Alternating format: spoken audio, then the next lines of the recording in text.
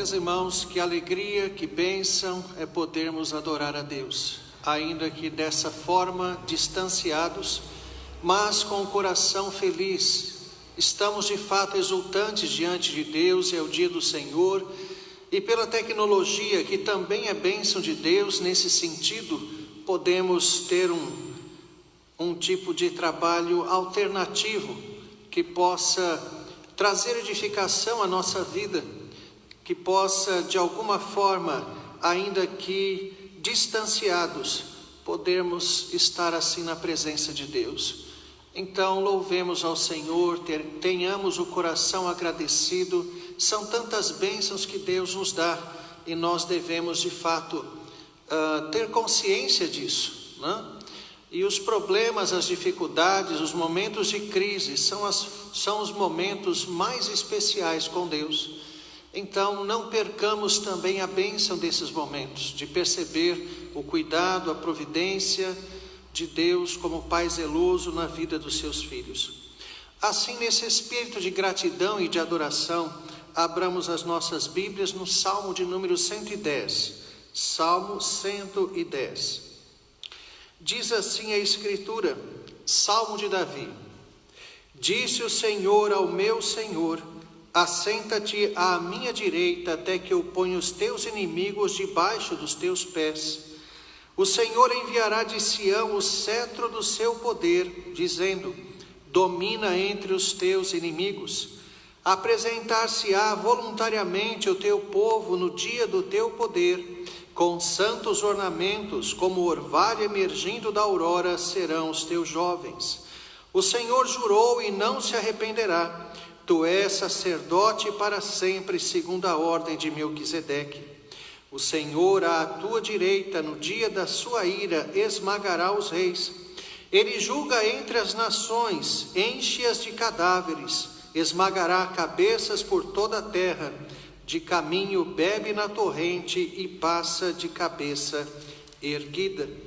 Meus irmãos, o Salmo 110 é um salmo que exalta o Messias, que fala de uma forma bastante clara e detalhada do poder de Cristo, como aquele que é ungido de Deus, aquele que tem o poder de Deus como Deus encarnado para reinar.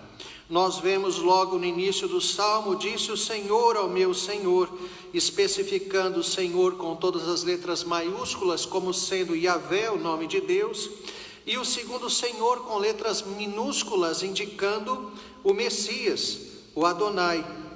Então, Yahvé entroniza o Messias, ele diz: assenta-te à minha direita, até que eu ponha os teus inimigos por estrado de teus pés. É o próprio poder de Deus agindo através do Messias. O Messias é o único que detém o poder de Deus por ser o próprio Deus encarnado. Yahvé enviará de Sião o cetro do seu poder, dizendo: domina entre os teus inimigos. O Cristo é estabelecido sobre toda a terra. A referência a Sião é Jerusalém. O cetro é a teocracia, o governo de Deus. Apresentar-se-á voluntariamente o teu povo no dia do teu poder. Fala-se, portanto, de o povo se reunindo para receber e para adorar esse Messias.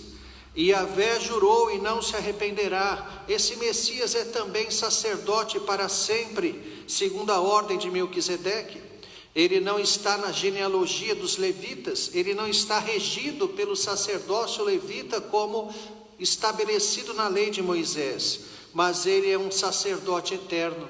Ele é um sacerdote constituído pelo próprio Deus para mediar o relacionamento de Deus com o seu povo. O Senhor aqui, o Adonai, o Messias, à tua direita, no dia da tua ira, esmagará os reis. No Antigo Testamento se fala do poder do Messias dentro do contexto que eles conheciam. Eles conheciam uma igreja no formato de uma nação política, que lutava contra outros exércitos, e por isso o poder do Messias é ilustrado como o Yahvé de Sebaote, o Senhor dos exércitos, aquele que aniquila qualquer tipo de força que se levante contra ele. Por isso que é descrito numa figura de guerra, e uma guerra que é na verdade um grande massacre. Ninguém pode contra Deus. Por isso se diz: ele julga entre as nações, enche-as de cadáveres, esmagará cabeças por toda a terra. É a forma de Deus dizer que ninguém poderá contra esse Messias. De caminho bebe na torrente e passa de cabeça erguida. É o vitorioso, é aquele que tem toda a glória. Louvado seja o Senhor pelo Messias prometido, o Messias que veio a este mundo e venceu todos os poderes e se assentou à destra de Deus, se assentou acima de todo o principado, de toda potestade e governa. Ainda que o mundo se afaste, ainda que o mundo, a nossa sociedade constantemente esteja regredindo a um estado animal, um estado demoníaco, um estado longe de Deus, nós ainda assim sabemos e percebemos que Deus governa e o seu Messias está entronizado, Jesus Cristo, Rei dos Reis, Senhor dos Senhores. Vamos curvar as nossas frontes, vamos orar ao Senhor nesse momento. Senhor nosso Deus, Deus de toda a terra, Deus sobre todos os deuses criados pelos homens, Deus que é aquele que governa sobre tudo e todos, o Todo-Poderoso, Onipotente, ao Senhor único Deus verdadeiro, Criador do céu e da terra, que está presente em todo o universo e é maior do que Ele, nós, ó Deus, elevamos a nossa voz por causa e através de Jesus Cristo, nos méritos do nosso Senhor, é que nós, ó Deus, temos esta ousadia de estar em Tua presença, conscientes, ó Deus, de que nada somos, de que o pecado, ó Deus, está sempre diante de nós, e que nós, ó Deus, por vezes preferimos o pecado, portanto, se fosse por nós mesmos estaríamos condenados, mas graças ao Senhor, porque enviou o Teu Filho, Messias encarnado, para vencer, ó Deus, todos os poderes, e até mesmo a morte, o único, último inimigo a ser vencido na própria ressurreição. O Senhor, ó Deus, nos dá a salvação eterna. É o Senhor Deus, único, verdadeiro, todo-poderoso, manifestado, encarnado em Jesus Cristo, é que nós louvamos e adoramos. Oramos no nome santo do Senhor. Amém. Vamos nesse momento entoar o hino de número 14, louvor. Hino de número 14, louvor.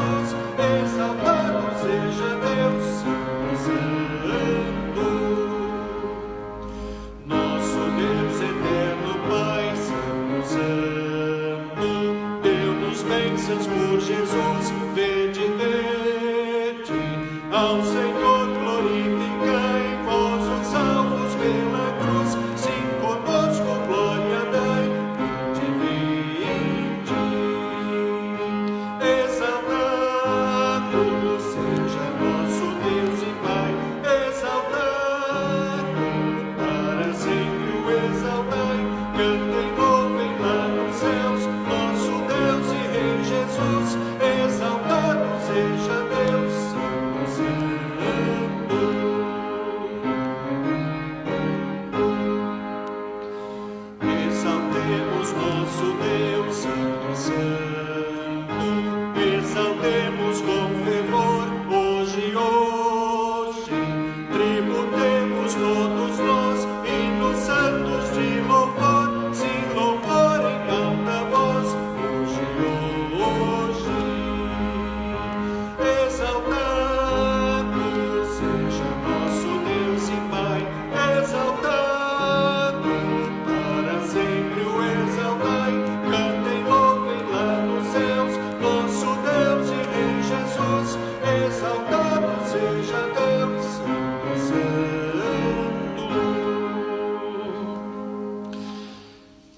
continuidade ao nosso culto, abramos agora as nossas Bíblias na primeira carta do apóstolo Pedro, no capítulo 3, leiamos os versos 1 a 6. 1 Pedro, capítulo 3, versos 1 a 6. Diz assim a Escritura: mulheres, sede vós igualmente submissas a vosso próprio marido, para que, se ele ainda não obedece à palavra, seja ganho sem palavra alguma por meio do procedimento de sua esposa, a observar o vosso honesto comportamento cheio de temor. Não seja o adorno da esposa o que é exterior, como frisado de cabelos, adereços de ouro, aparato de vestuário. Seja, porém, o homem interior do coração, unido ao incorruptível trajo de um espírito manso e tranquilo, que é de grande valor diante de Deus. Pois foi assim também que a si mesmas se ataviaram outrora as santas mulheres que esperavam em Deus, estando submissas a seu próprio marido, como fazia Sara, que obedeceu a Abraão, chamando-lhe Senhor, da qual vós vos tornastes filhas, praticando o bem e não temendo perturbação alguma. Meus irmãos, as Escrituras falam do relacionamento humano sempre em termos de serviço, sempre em termos de submissão. E nós vamos ver bastante sobre isso ainda esta manhã, se Deus assim permitir. E falando-se especialmente da mulher no trato conjugal e familiar, mostra-se o papel tão importante da santidade. O que subjaz ao ensinamento, o que nós podemos extrair para todos deste texto é exatamente isto: o reto procedimento, o reto comportamento. No caso da mulher, Deus usa o procedimento da mulher, da esposa, para alcançar um marido não crente. Isso não quer dizer que todo marido não crente será alcançado, não é isso que o texto está dizendo. Mas sim que o papel de uma esposa crente, de um marido não crente, é mostrar a sua fidelidade a Deus como o meio de Deus mostrar ao marido o que é o Evangelho, a transformação causada pelo Evangelho, a bênção do relacionamento de um ser humano com Deus em todos os momentos, em todas as ocasiões. E isto a ponto de falar que o próprio comportamento da esposa, de certa forma, até mesmo traz a santidade para o lar. Em que sentido? Não a santidade na ideia espiritual, mas sim que o procedimento espiritual, o procedimento fiel da esposa vai influenciar os filhos e vai influenciar o próprio marido. Então, o lar tenderá, pela vida santa da esposa, a ter um contorno mais próximo das Escrituras, ainda que o próprio cabeça, o marido, não seja crente. Então vejam o poder, vejam a maravilha que é a vida santa, o poder que tem como instrumento de Deus para alcançar outras pessoas e para modelar até mesmo um lugar onde todos não sejam ainda convertidos. Então, todos nós temos em nossos lares essa responsabilidade. Muitos dos lares da igreja não têm todos convertidos, e o maior amor que temos por eles é exatamente ser fiéis a Deus. Sendo fiel a Deus, nós vamos mostrar a eles a maior maravilha, vamos expô-los à concretização do maior desejo do nosso coração quanto à vida deles, que é a conversão. Então, nada é mais importante do que a obediência a Deus na vida de um crente.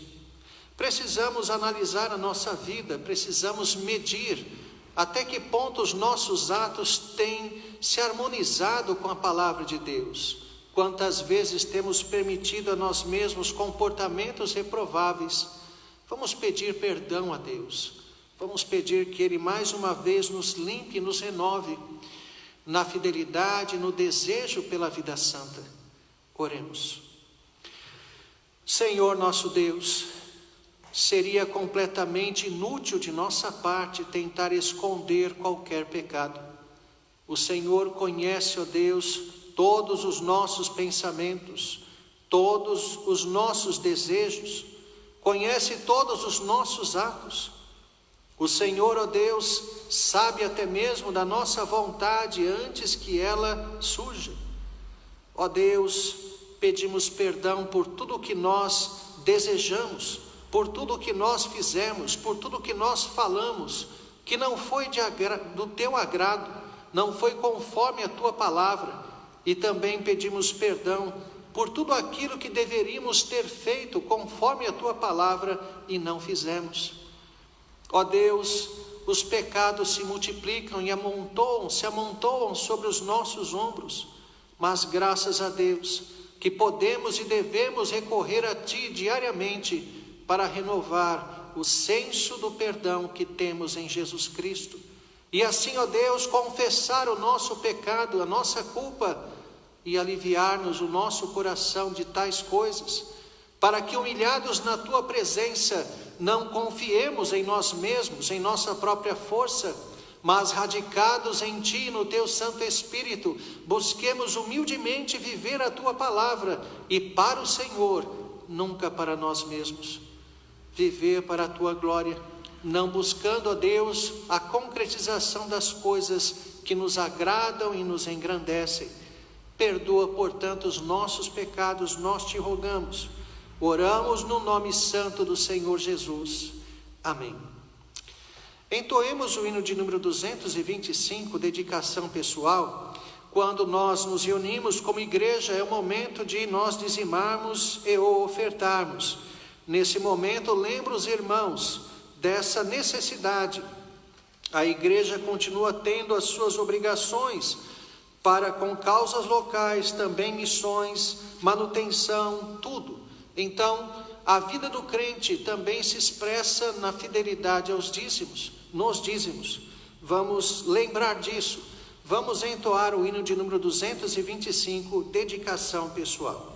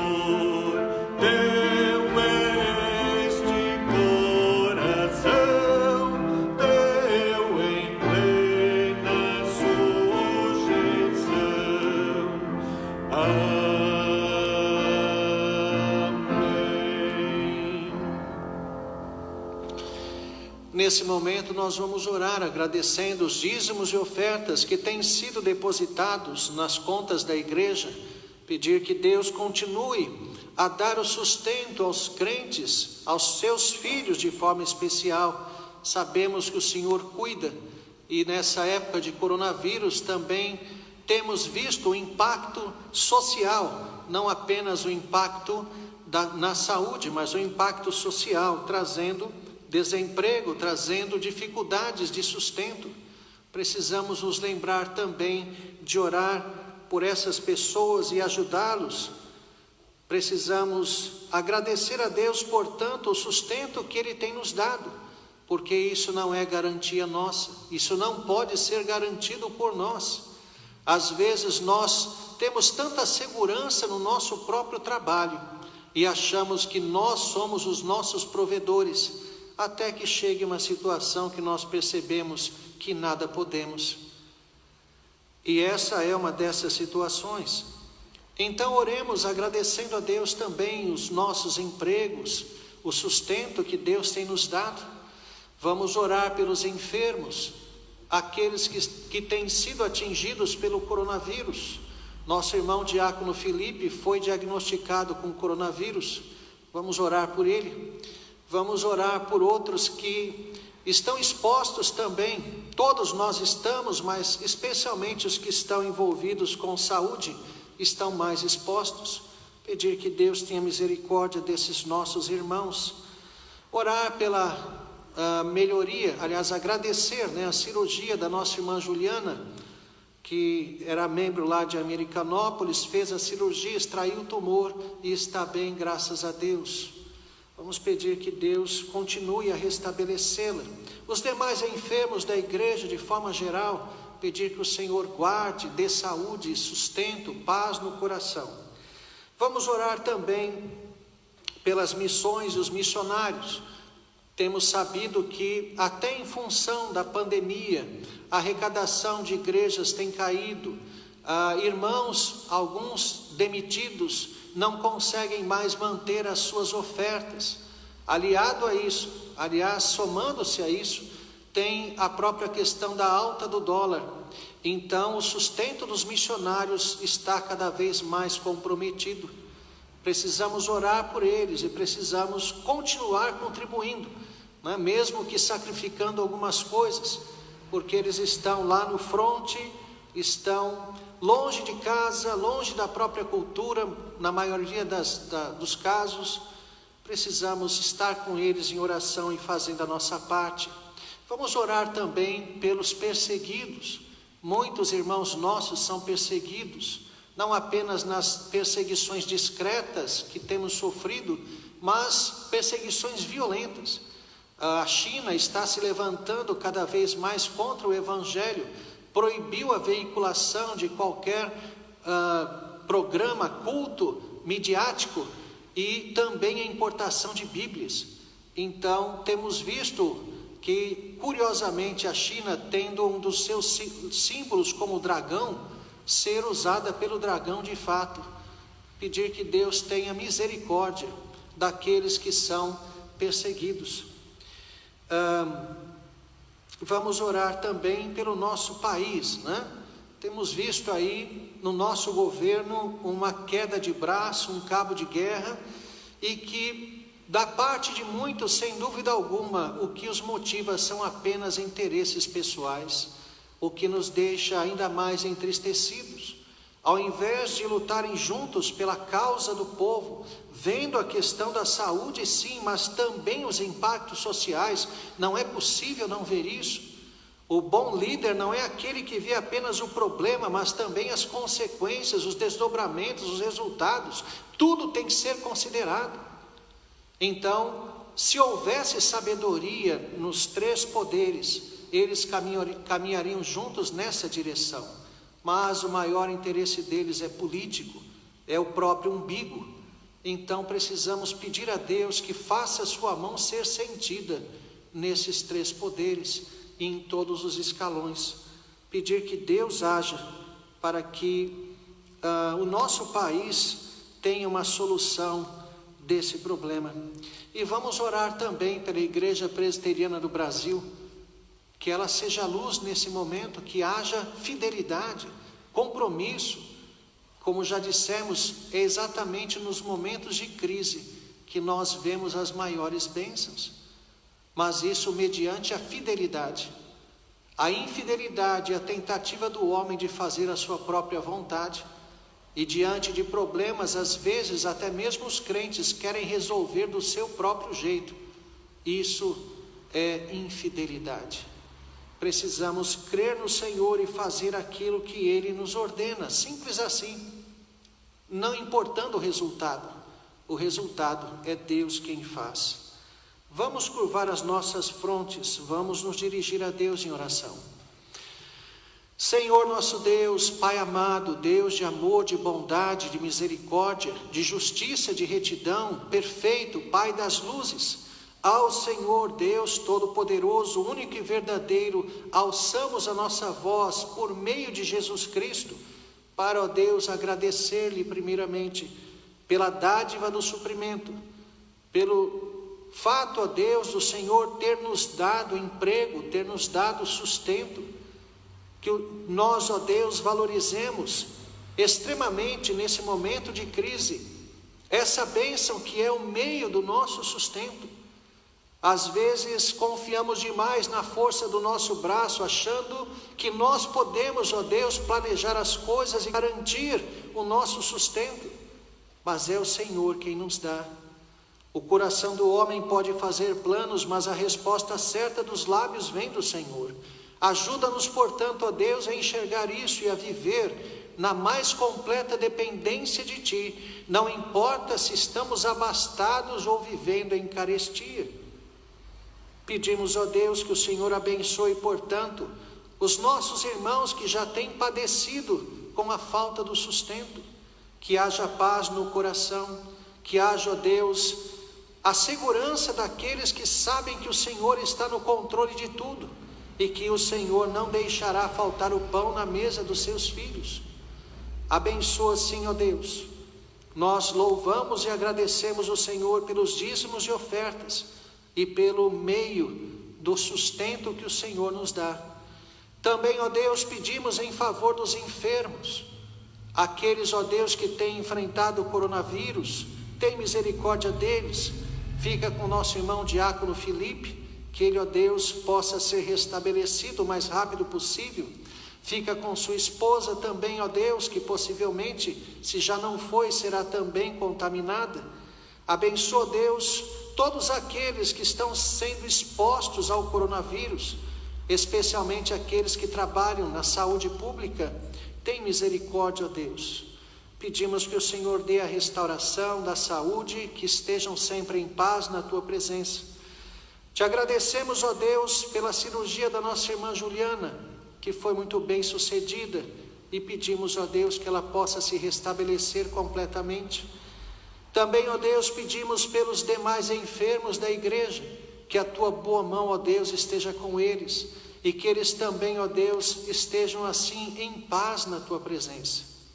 Pedimos também, ó Deus, que abençoes grandemente os missionários, que têm visto a arrecadação, ó Deus, o sustento diminuindo. Tem misericórdia e faz multiplicar. Sabemos que o Senhor, ó Deus, dará a eles o sustento necessário, mas, ó Deus, desperta também em Tua igreja o compromisso para sacrificar-se um pouco mais para ajudá-los nesse coronavírus. E o povo, ó Deus, onde eles estão, especialmente aqueles missionários que estão em países de poucos recursos, que veem o povo padecer. Tem misericórdia, ó Deus, nós Te clamamos. Também, ó Deus, abençoa os perseguidos, que constantemente sofrem, ó Deus, ameaças de morte, risco de morte. Tem misericórdia, ó Deus, nós Te pedimos, e dá sustento espiritual a esses irmãos, alegria no Senhor para se manterem firmes até mesmo diante da morte. Abençoa também, ó Deus, Te rogamos, o nosso governo. Tu sabes, ó Deus, o que é o certo a ser feito. O Senhor sabe, ó Deus, aquilo e aqueles que têm buscado fazer aquilo que é correto. Pedimos, ó Deus, que a Tua boa mão esteja a favor destes, e que a Tua mão, ó Deus, seja sentida na vida de todos aqueles que estão lutando contra a nação e fazendo ainda mais prosperar o sofrimento na vida daqueles, ó Deus, que estão sofrendo. Tem misericórdia, ó Deus, e que a tua mão assim seja sentida nas esferas do governo e nos três poderes, para a tua honra e para a tua glória.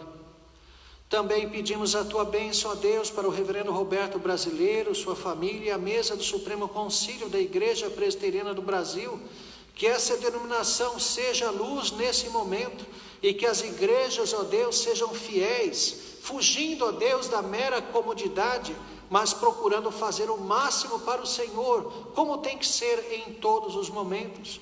Pedimos por todo o corpo de Cristo espalhado pela terra nesse momento de crise, que sejam fortalecidos e sejam usados assim como luzeiros no mundo para manifestar Cristo. Ó Deus, nós te rogamos, nós oramos agradecidos, no nome santo do Senhor Jesus. Amém.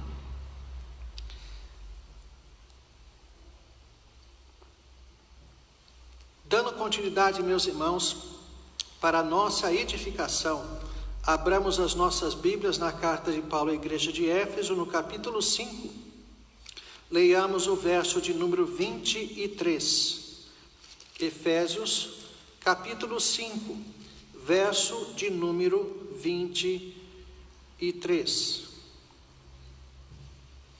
Diz assim a Escritura: porque o marido é o cabeça da mulher, como também Cristo é o cabeça da igreja, sendo este mesmo o Salvador do corpo. Vou ler de novo. Porque o marido é o cabeça da mulher, como também Cristo é o cabeça da igreja, sendo este mesmo o Salvador do corpo. Vamos nos dirigir a Deus em oração. Senhor nosso Deus, nós te rogamos nesse momento a iluminação do teu Santo Espírito.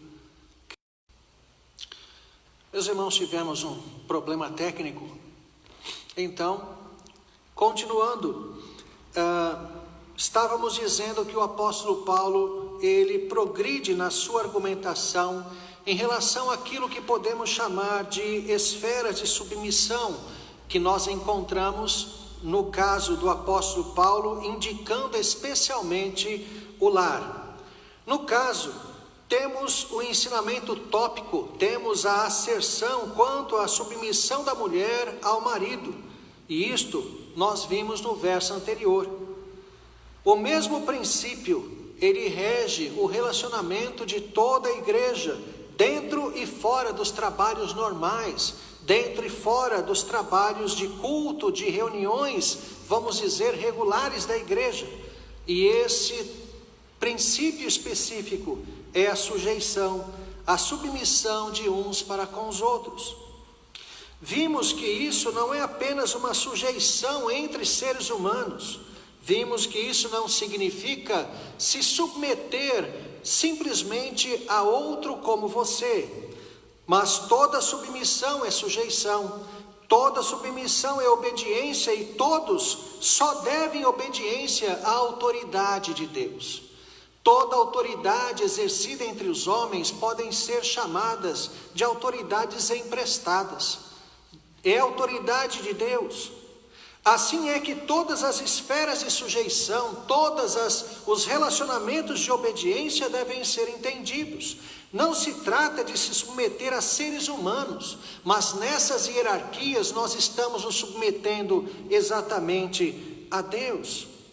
Então, meus irmãos, percebamos que todas essas hierarquias afirmadas nas Escrituras, como seguem aqui, expostas por Paulo, os escravos aos senhores, os filhos aos pais, a esposa ao marido e todas as autoridades civis e eclesiásticas, são formas ordenadas por Deus para obedecer a Ele mesmo.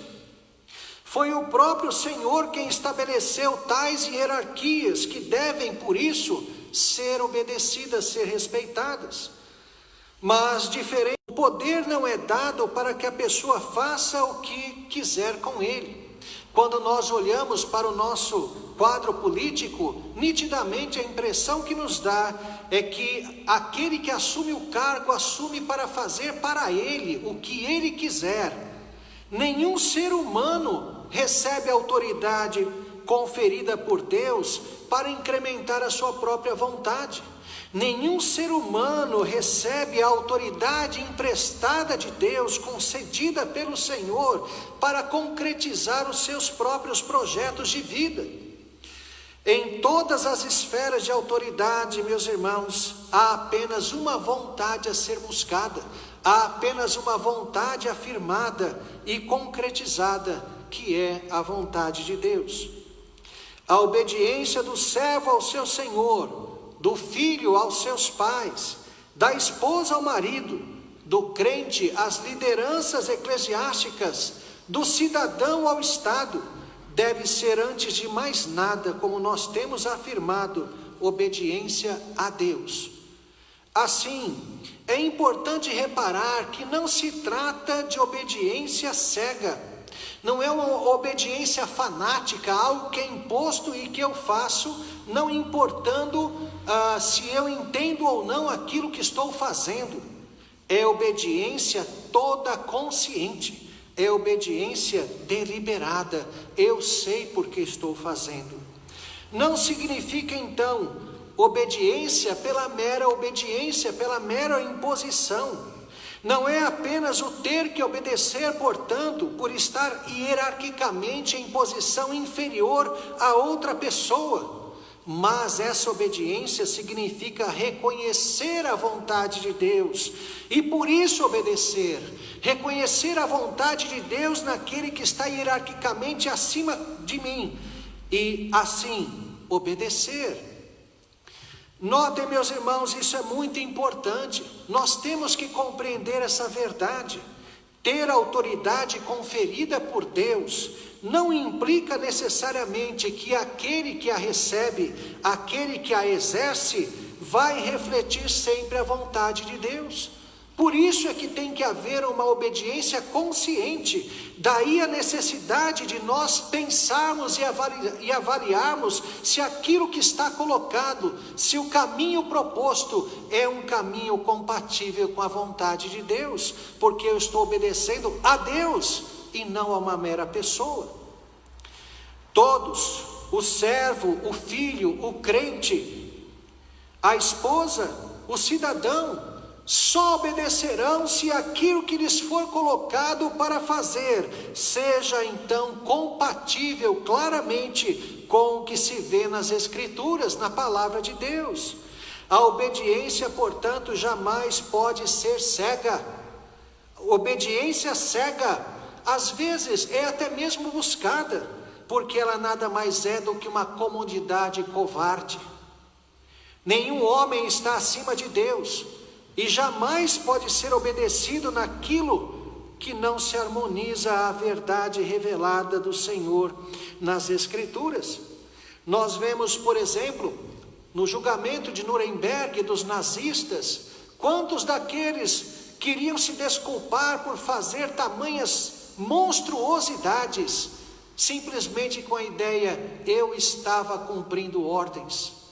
Não se pode cumprir uma ordem que não venha de Deus, que não seja conforme Deus. Essa desculpa jamais poderá ser validada. O servo não obedecerá ao seu senhor, nem o filho ao pai, nem a esposa ao marido, nem o crente ao presbítero, ao diácono, nem o cidadão ao Estado, se essa vontade, se aquilo que é colocado for diferente da vontade de Deus. Reparem então, meus irmãos, nesse ponto, isso é importantíssimo. Toda a hierarquia afirmada nas Escrituras é a forma de Deus modelar, organizar e abençoar os relacionamentos humanos.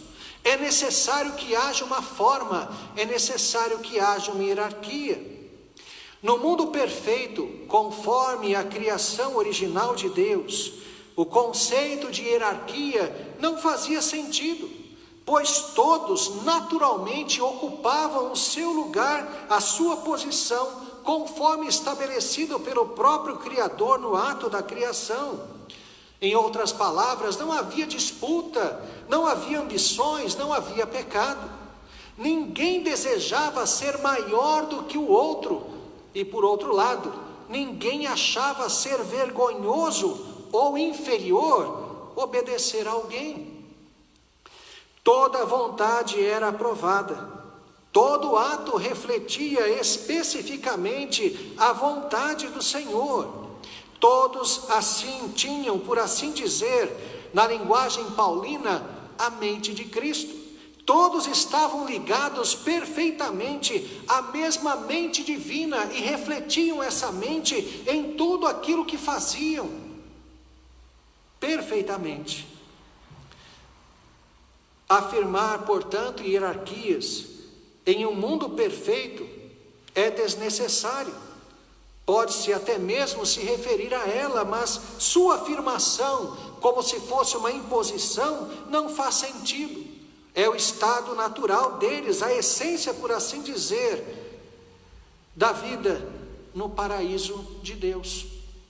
No entanto, quando falamos do homem caído, então toda a hierarquia é necessária e precisa ser afirmada. Por quê? Exatamente porque o pecado implica em rebelião contra Deus. Ora, nós dissemos que toda a hierarquia é Deus governando através de homens, através de uma estrutura de poder, portanto é governo de Deus, que implica também, então, diante do pecado, a rejeição do pecador. Por que todo pecador rejeita toda autoridade? Porque toda autoridade é constituída por Deus. E o homem pecador, ele não quer de forma alguma a sujeição.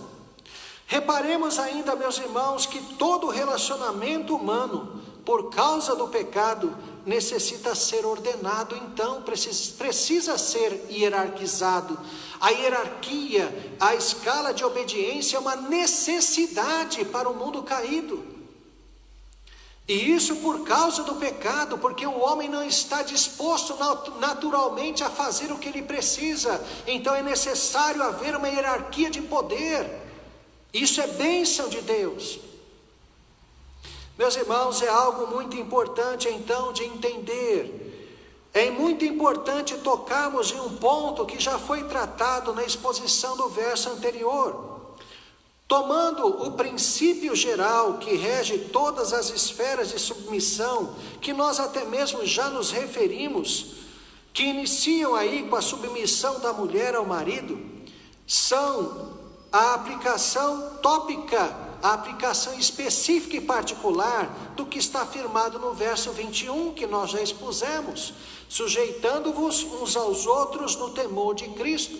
Vejam, a sujeição é o princípio geral e que rege a igreja, é a autoridade de Cristo. Veja, sujeitando-nos uns aos outros é sujeitar-se a Cristo no relacionamento de igreja, na comunhão dos irmãos. É o temor, o respeito e a devoção a Cristo que são a causa e o motivo de nossa obediência, como já foi demonstrado.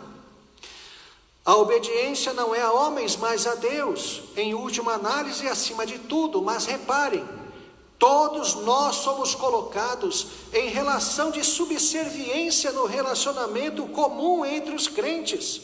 Em outras palavras, o princípio bíblico ensinado pelo apóstolo Paulo aqui na carta aos Efésios e que rege assim o relacionamento é que o meu relacionamento com o irmão também precisa ser hierarquizado. E só há uma hierarquia no meu relacionamento com o meu irmão. Eu sou o servo, eu sou o menor do que ele. Ao olhar para o meu irmão, alguém, portanto, que está no mesmo nível que eu, na mesma ideia, vamos dizer assim, de autoridade, portanto, não estou falando de ser um senhor, ou um pai, ou a esposa, aliás, o marido em relação à esposa não é um presbítero, nem um diácono, nem uma autoridade civil, portanto não estamos falando dessas hierarquias afirmadas nas Escrituras. Fora dela, no trato comum entre os irmãos, nós estamos sempre num relacionamento de hierarquia, sendo que o meu irmão está sempre acima de mim. Em qualquer dessas hierarquias, eu vou me colocar como sendo o inferior. É o que as Escrituras afirmam. Jesus Cristo ensinou que aquele que serve é maior diante de Deus do que aquele que é servido. O modelo que Cristo, portanto, nos deixou para que nós imitemos, para que nós o sigamos, é o de servo. Ele mesmo afirma que veio para servir. Ele mesmo afirma que veio para dar a sua vida em resgate de muitos. O que ele faz é doar-se a si mesmo, é servir, e é isso o que de nós é exigido. Somos sempre os inferiores na hierarquia. É assim, eu sou o servo quando olho para o meu Senhor, não o Senhor. Eu sou o servo quando olho para o meu irmão. É por isso, meus irmãos, que precisa ser hierarquizado. Por causa do pecado. Não há como. Nenhum pecador vai se colocar como servo do outro naturalmente. E mesmo o crente que já é nascido de Deus, muitas vezes terá essa dificuldade. Por isso que é necessário ele saber que ele também está numa relação hierárquica com o seu irmão. E a sua condição é sempre de servo.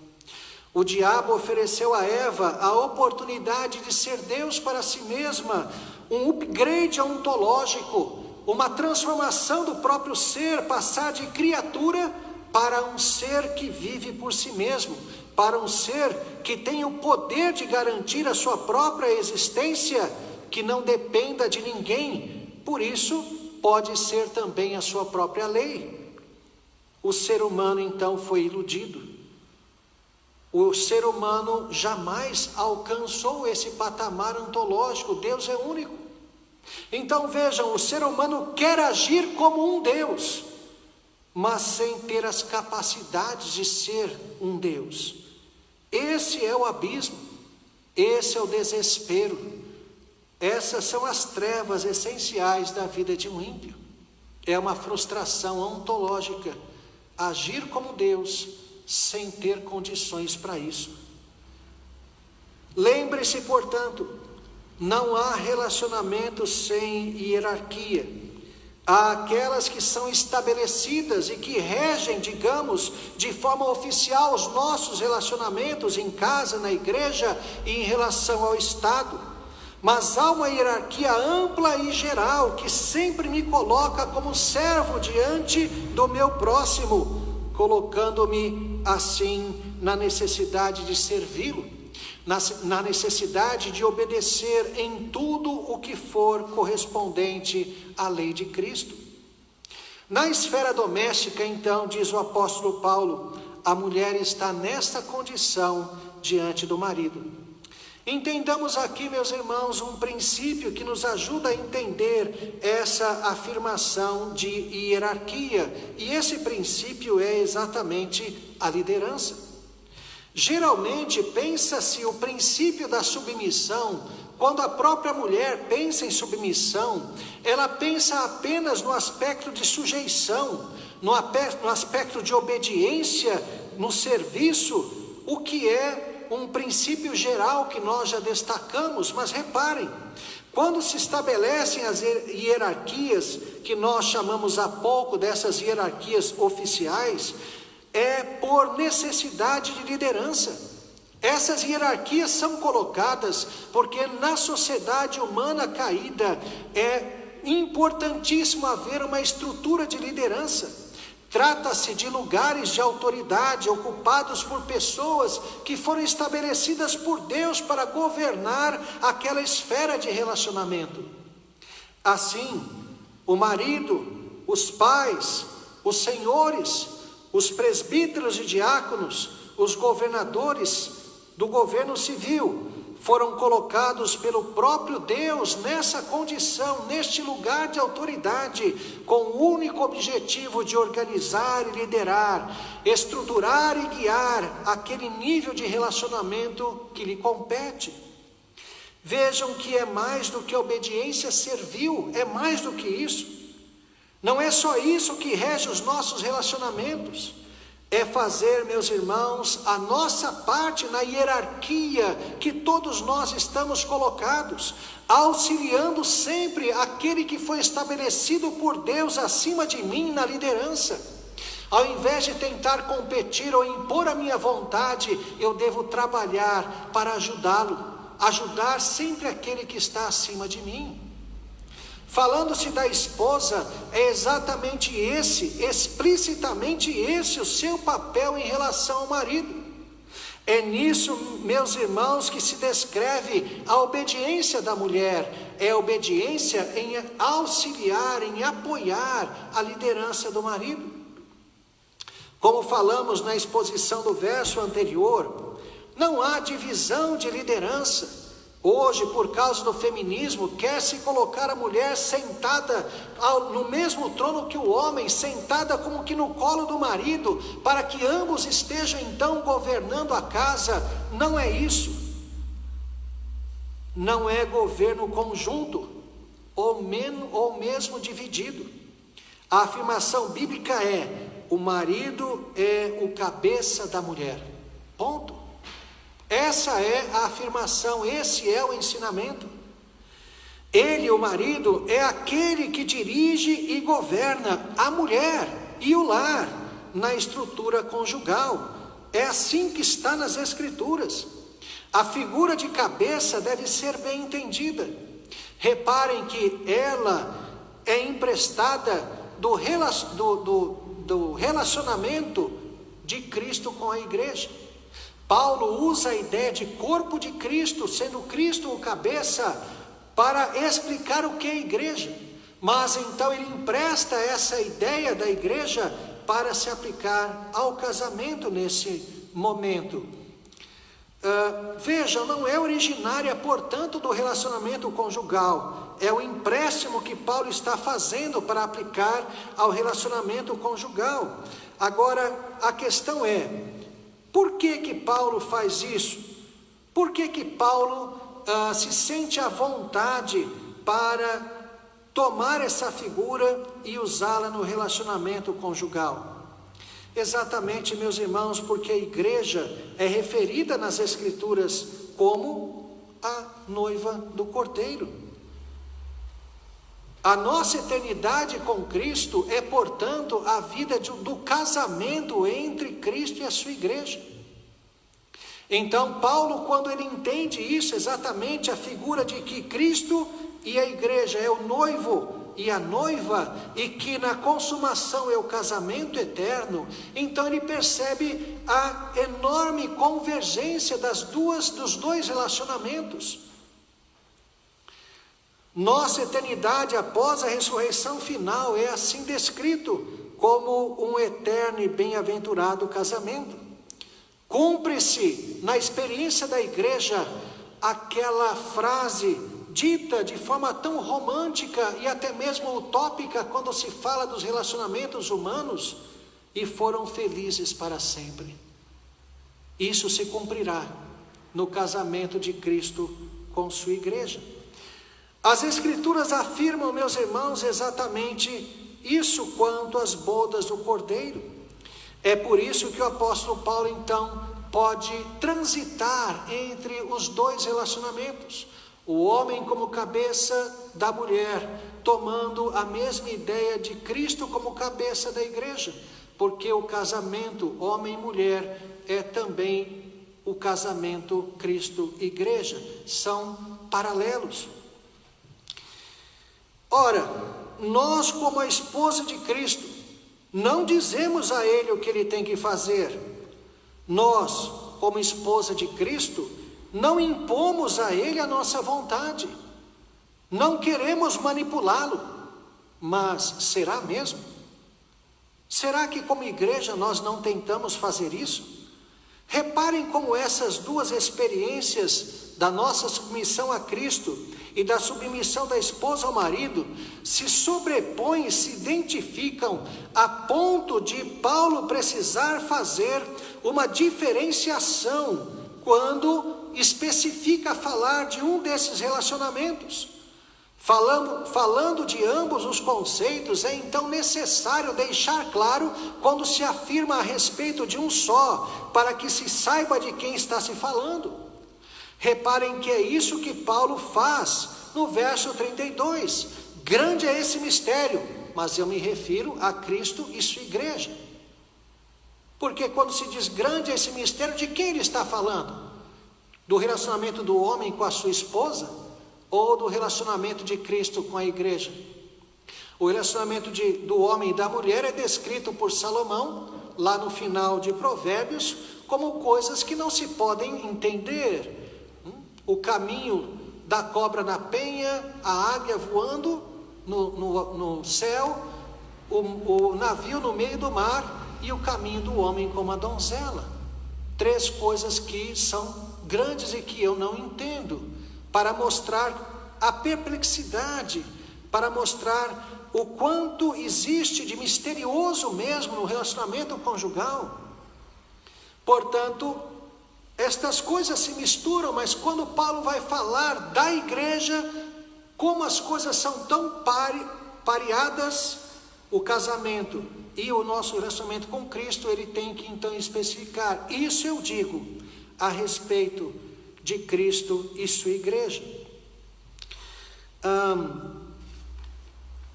Esse, meus irmãos, então, é o princípio que rege a nossa compreensão do texto. Há afirmações no arrazoado de Paulo que cabem apenas àquilo que Cristo fez por sua igreja.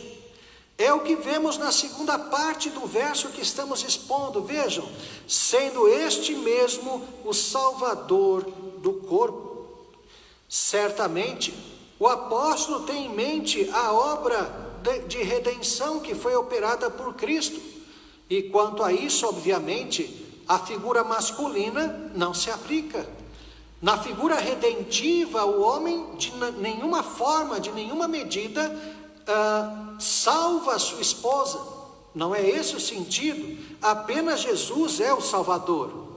No entanto, quando nós pensamos na função do cabeça, relativamente ao corpo, é onde está o cérebro. É onde, portanto, se processam os pensamentos, se dão as próprias análises. Nesse sentido, o marido é aquele que tem a responsabilidade de orientar, de dirigir sua esposa, também orientando-a àquilo que está nas Escrituras. Por isso que o homem é a autoridade espiritual do lar. Por isso que o homem é chamado também de o sacerdote do lar, como aquele que ensina a palavra de Deus, como aquele que ora por sua casa. Ele é autoridade espiritual no lar, sem dúvida alguma. Como provedor, ele orienta não apenas as coisas materiais, mas também as espirituais para com a sua esposa. Ele a orienta, portanto, as melhores coisas. Ele cuida dela, como Paulo vai dizer na sequência, como o seu próprio corpo. Ele é o provedor colocado por Deus para aquilo que a esposa precisa, tanto do ponto de vista físico, quanto do ponto de vista material. Ele é o cabeça da mulher, diz Paulo, como Cristo é o cabeça da igreja. Não há como mudar isso. Não há como suavizar isso. Essa é a ideia. Daí a obediência, a subserviência, daí a submissão da esposa ao marido, como aquele que a dirige, como aquele que cuida dela, física e espiritualmente. Grande é a responsabilidade do marido, é enorme.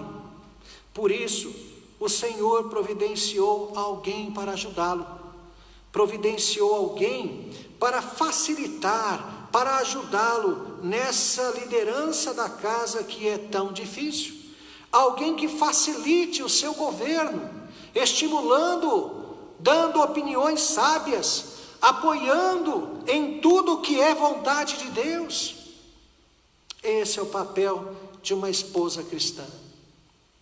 A esposa submissa é aquela que vê e reconhece a figura e a autoridade de Cristo na vida do seu marido. Uma última coisa, meus irmãos, gostaria de destacar, uma inferência do texto que é muito interessante. Em 1 Timóteo 2,15, Paulo diz sobre a mulher: todavia será preservada através de sua missão de mãe, se ela permanecer em fé e amor e santificação com bom senso. É interessante que quando o autor Paulo, escrevendo lá a Timóteo, ele usa a expressão que foi traduzida para nós como será preservada, na língua grega, o texto, na língua que foi escrito originalmente no Novo Testamento, está a expressão será salva. A mulher será salva através de sua missão de mãe. É a mesma raiz que está aqui, quando nós vemos aplicado aquilo que Jesus faz à igreja, ele é o Salvador. A raiz de Salvador é a mesma que está na expressão será salva. Certamente, não será preservada, não será salva, por causa de ter sido eleita por Deus mãe do Messias.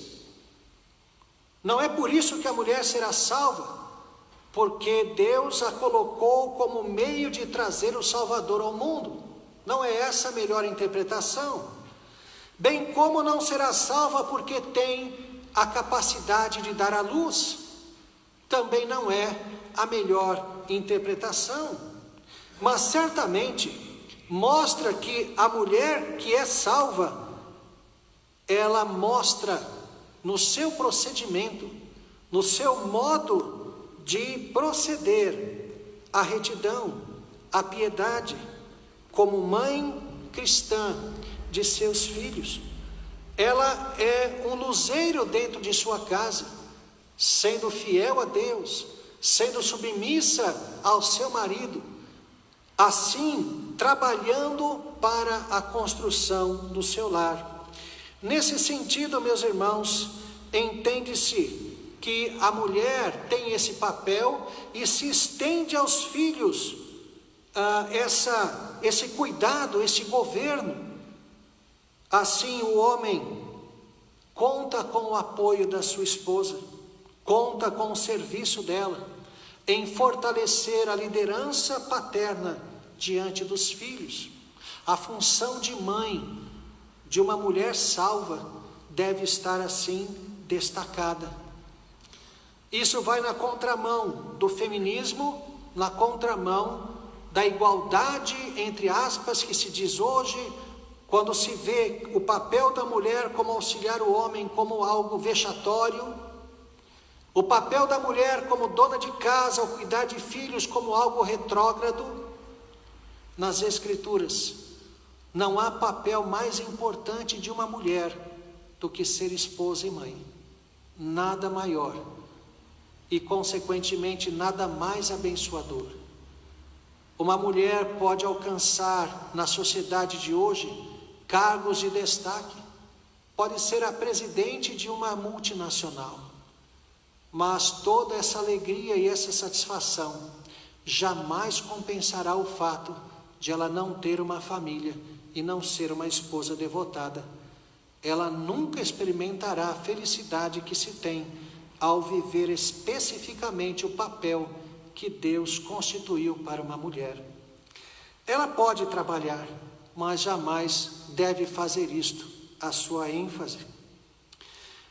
Meus irmãos, todos nós então devemos ser submissos uns aos outros, no que tange ao serviço, no que tange às necessidades. Mas quando falamos de liderança, apoiemos aqueles que estão hierarquicamente acima de nós. A mulher, o governo do seu marido. Apoie, não dispute com ele, não queira ser igual a ele na autoridade.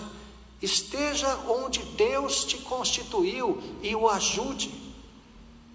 Submeta-se ao seu marido em tudo que é santo e aprovado, honrando o seu esposo, enfatizando assim a autoridade dele também diante dos filhos. Geralmente filhos que são rebeldes encontram na mãe um aliado. A mãe não se submete ao marido e os filhos cresceram vendo isso e assim também assumiram um modelo de rebelião contra aquele que deveria ser a autoridade do lar. A mulher cristã trabalhará para afirmar e expandir mais ainda a autoridade do marido sobre os filhos. O trabalho do marido em liderar a esposa e supri-la no físico e no espiritual, meus irmãos, é algo que está afirmado como uma hierarquia, como algo que é uma bênção. As mulheres devem agir assim em relação ao marido.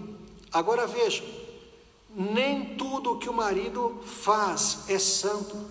Portanto, a mulher ajudará sobremaneira ao marido, se levantando contra ele, sempre que ele, por ser um pecador, orientar a casa, orientar o relacionamento conjugal para qualquer coisa que não seja aprovada por Deus.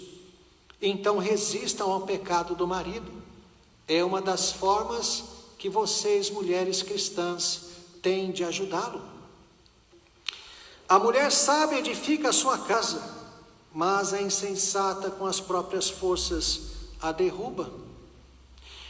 Não entre em competição com o marido acreditando que podem liderar melhor do que eles. Não é esse o papel. Ajude. Se você vê que a liderança do marido é deficiente aos seus olhos, o ajude a ser melhor, mas jamais usurpe a liderança da casa. Nunca. Ajude-o. Ame-o, sendo submissa a ele.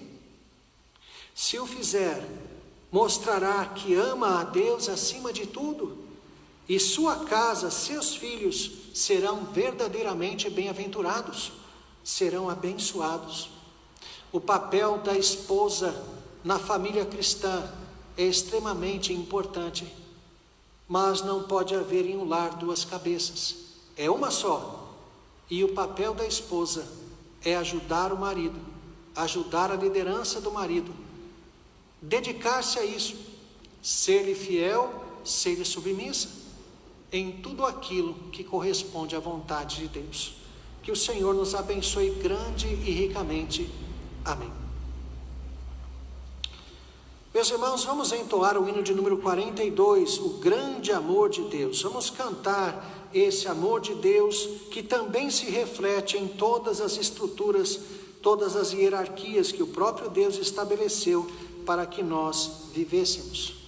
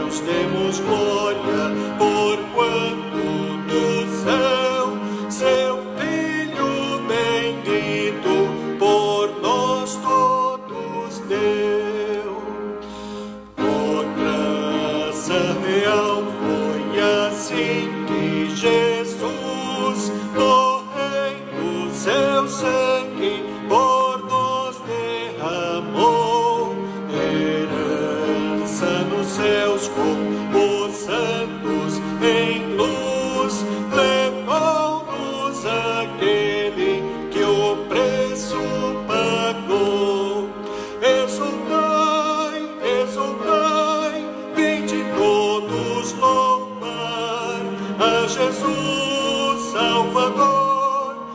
Jesus Redentor.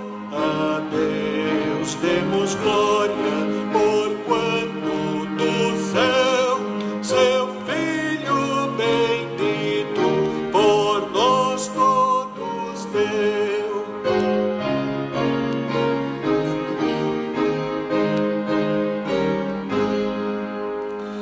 Tal prova de amor nos persuade a confiar nos merecimentos do Filho de Deus, e quem a Jesus pela fé se entregar vai vê-lo na glória eterna dos céus.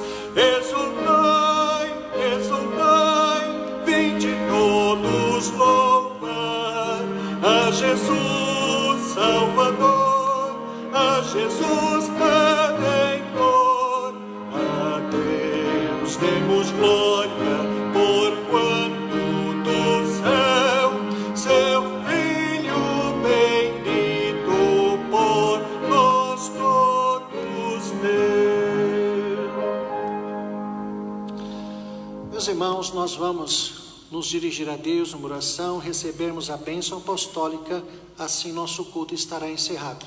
Oremos. Senhor nosso Deus, Pai amado, Deus único e verdadeiro, a Ti, ó Deus, oramos nesse momento, rogando a Tua bênção, para que o Senhor aplique ao nosso coração a Tua palavra, para que nós aprendamos, ó Deus, a ser servos, algo que não está no homem natural. O homem natural quer ser senhor, quer viver como Deus, embora não seja. Mas nós, ó Deus, queremos aprender a docilidade da sujeição, do serviço. Abençoa-nos nisso. Dá-nos, ó Deus, o amor fraternal. Dá-nos, ó Deus, mostrar aos nossos irmãos o nosso amor, servindo assim uns aos outros. Nas escalas, ó Deus, de hierarquia, nessas esferas, pedimos que cada um de nós saiba se portar no devido lugar, não querendo ser mais do que é, não desenvolvendo cobiças e também não se sentindo inferiorizado por não estar, ó Deus, no lugar da cabeça. Ajuda-nos, portanto, cada um de nós, a estarmos no lugar que o Senhor mesmo nos constituiu, na igreja, fazendo uso dos nossos dons e talentos para serviço, ó Deus, da igreja, dos irmãos, e que isso seja para nós enorme satisfação. No relacionamento conjugal, que a esposa aprenda a submissão. Aprenda, ó Deus, a beleza de ser alguém que ajuda, alguém que está sempre disposta a servir, alguém que apoia o seu marido, que o honra dessa forma, que demonstra amor dessa forma, alguém que está, ó Deus, a serviço de Deus em casa, no apoio da liderança ao marido que foi constituído sobre ela pelo Senhor. E que ela assim, ó Deus, tenha o compromisso contigo acima de tudo, que ela sirva ao Senhor na figura do marido e por isso também esteja sempre disposta a se levantar contra o marido naquilo que significa pecado. E que diante dos filhos, as santas mulheres do Senhor saibam, ó Deus, fortalecer a liderança do marido, que elas não sirvam, ó Deus, de modelo de rebelião, ao não serem submissas, mas que apoiem, mas que fortaleçam a liderança, o governo do marido, para que os filhos também lhe sejam sempre sujeitos. Ó Deus, que sabedoria do Senhor em instituir a família, e cada um de nós no nosso devido lugar, e que assim honremos o Senhor acima de tudo, o sirvamos e obedeçamos em todas as esferas de hierarquia e no relacionamento a Deus e igreja. Nós oramos, agradecidos no nome santo do Senhor Jesus. Amém.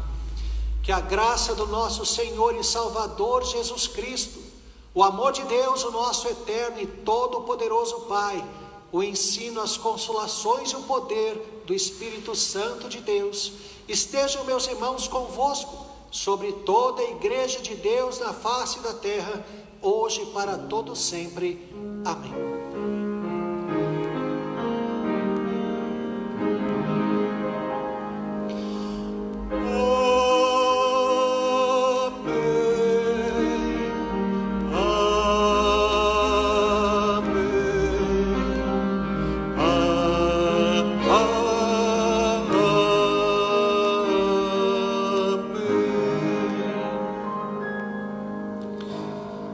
Meus irmãos, apenas como aviso, reforçar que hoje às 18 horas, se Deus assim permitir, o culto deverá ser transmitido. Não percam as oportunidades que a igreja está se esforçando por dar para que todos tenham a edificação. Façam desses momentos de crise momentos de ainda maior dedicação. Compensem o prejuízo da privação de não podermos estar juntos com uma maior atenção aos exercícios espirituais. Também na quarta, na quinta-feira, os trabalhos se mantêm normalmente e tem sido uma experiência muito positiva. O estudo das Escrituras na quarta-feira, estamos expondo as leis do Pentateuco no livro de Êxodo, tem sido muito interessante. E também na reunião de oração na quinta-feira, orarmos através do meio midiático, temos conseguido fazer isso, ainda que distantes. Então não percamos essa bênção, fortaleçamos a nossa vida, não seja negligente com o seu papel nessa crise. É isto, continuemos a orar pelos enfermos, orar pelos missionários, pelo nosso país, e santifique esse dia. O fato de o irmão não poder estar aqui na igreja, no lugar onde nós nos reunimos, não faz com que a exigência da guarda do dia do Senhor seja suspensa. Nós devemos guardá-lo, devemos usar esse tempo para a honra e glória do nosso Senhor, para a nossa edificação. Agora, na sequência, teremos a escola dominical, como tem funcionado, através também dos meios midiáticos. Cada classe deverá acessar aí ao link do seu professor, para que continuamos assim aprendendo. Que Deus abençoe a todos.